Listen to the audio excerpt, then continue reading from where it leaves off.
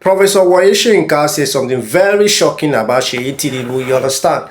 So he said that the level of security that escorted that guy is so alarming, you understand? According to him, he said that in an event in Lagos, you understand, say somebody walked up to him and, exchanged pleasantry with him. Say he did not really know who the person was, you understand? Later, when he got back to his vehicle, he was like to ask to ascertain who can they exchange pleasantry with him. So lo and behold, his driver now told him that it's SEYI Tinubu, that's president's, son. Say he was flabbergasted because of the level of security that escorted him. So let me show you this video.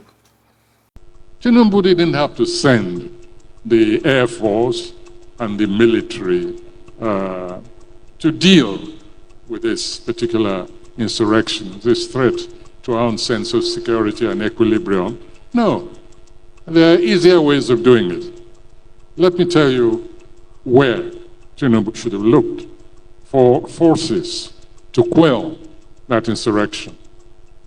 Right here in Lagos, right here, or in Abuja perhaps, I don't know. But there was no need to call the military or the Air Force. I'll tell you what happened. On one of my home visits, this about 2 months ago, I was coming out of a hotel and I saw what looked like a film set. And I said, oh, they're shooting a film. That was on the grounds of this hotel. And a young man detached himself from the actors, came over and greeted me, very polite, very nice young man. And I said, are you shooting somebody? I said, I'm just joking. Are you shooting a film? He said, no.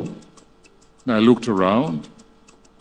There was nearly a whole battalion occupying the grounds of that hotel, in Ikoyi, right here. So I got back in my car and I asked the driver who that young man was. And he told me. And I saw this SWAT team, a mixture.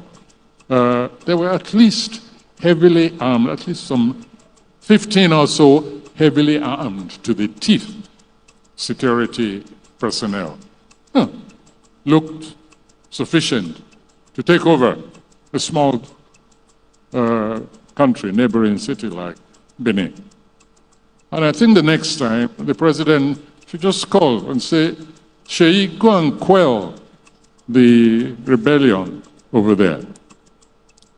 I was so astonished that I started looking for the National Security Advisor. I said, track him down for me. I think they got him somewhere in Paris, but I was with the president. He was at a meeting. And I said, I've just seen something I can't believe, I don't understand. And I described the scene to him. I said, you mean that a child of the head of state goes around with an army for his protection or whatever? I couldn't believe it. Later on, I did some investigative journalism. And I inquired, and I found that apparently this is how this young man goes around with his battalion, his heavy armed soldiers. Of course, the road was cleared before his car went out. I stayed until it seemed he was leaving.